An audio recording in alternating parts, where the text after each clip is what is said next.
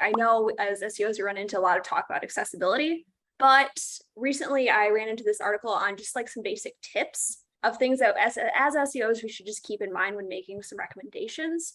And a lot of these, I think, are things that we already know and are very similar to what we'd already recommend, but we should just keep in mind.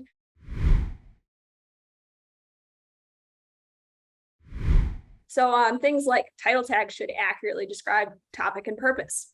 That's a really similar tip for SEO. Title tags should not be blank. Again, similar to what we want in SEO. Other topics, just like only having H1s. Headings should make sense and follow a hierarchy. It's good practice not to really like skip levels. Like don't go to an H1 to an H5. That's not really logical. That can be a little confusing for someone who visually can't see that. Similarly for things like links, anchor text should make it very obvious what that link is to. That's a really similar tip for SEO. Some of them are a little more different, like indicate when a link leads to an external website. We don't always do that.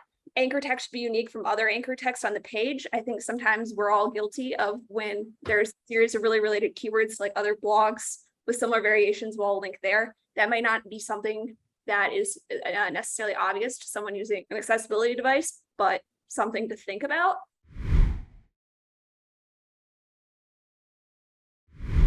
Kickpoint is about to release a series of blogs on more about accessibility. They're not out yet, but I mean, Kickpoint's a great agency. So I think when this comes out, it's going to be really interesting. This article is just a little bit of a preview. They do include a nice little video though about what someone looking at content looks like using a screen reader. So always good to, I think, remind ourselves of that. And then in it, they include this link to just this great guide on alt text. This is a little dated. So I think some of the conclusions they talk about for like machine learning might not be super applicable anymore, but it actually has a lot of great tips that I didn't necessarily know. So I think we all know when you're using an image, generally we want alt text, not always, but generally. So it kind of goes through like more of the specifics of what is alt text, how to add alt text, but it talks more about like what is a good description in the alt text. It can give context. So the alt text should be concise. One thing I didn't know is that you shouldn't say it's an image. Don't say photo of or image of, because most screen readers will automatically say that. So if you put photo of cats playing, the screen will go photo of cats playing. That's repetitive. That's annoying. Let's maybe try to avoid that. Another thing is ending with a period, because screen readers will automatically do a little pause there. That's more natural. It also just talks about times when not to use it. Repeated images, icons with text fields. Here, this should be blank, so the screen reader just reads the Facebook instead of going Facebook icon, Facebook. That's more logical. That's a little bit easier for someone to comprehend.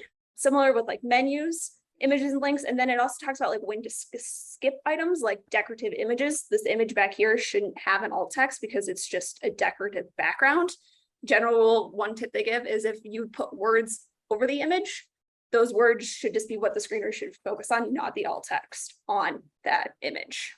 Also talks just about some special cases and what to do there. This part about machine learning is something I'm curious is still true, because this article is from a couple of years ago. And it talks about how machine learning and AI aren't good enough yet to help you really with alt text. And I don't know how true this part is.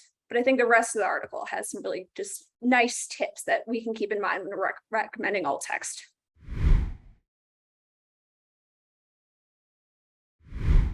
Accessibility and SEO oftentimes are so close together. And one of these articles talked about how legislation regulations on keeping websites accessible is really starting to increase in the past few years. I think it's Ontario, it's like a $100,000 fine for websites over a certain size. Websites are covered under ADA, but a lot of that regulation of how the government can understand and fine websites for not complying haven't really existed until the past few years. Legislation is generally 10 plus years behind technology. So that's starting to catch up with how websites are built. I've had several clients be held hostage by lawyers that go after that in the US. There's no law around this, but they're trying to bring it up to speed with like case precedents. And so like the same lawyers that were going after hot coffee spills in McDonald's in the 90s are going after websites and saying that they're inaccessible to people.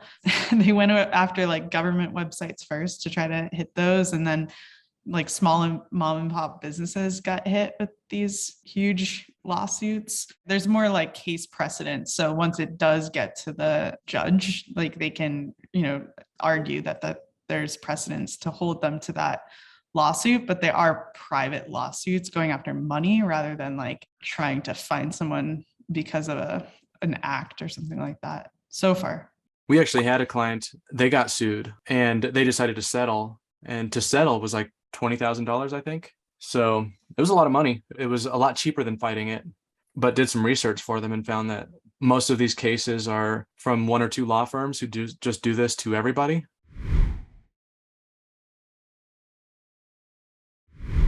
There's some plugins that get you like 90% there, but you do have to have humans and you do have to have 6-figure budgets if you want to keep your design the same.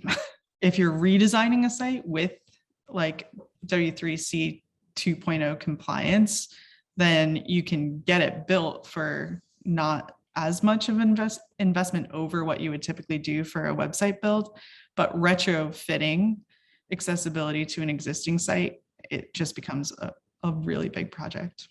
And so I think this is going to be something that we're going to have to, as SEOs, think more about. And yes, huge parts of it come in at the UX from designers, from developers, but some of these principles, I think it's important for us to know. So when we make recommendations, to just keep them in mind.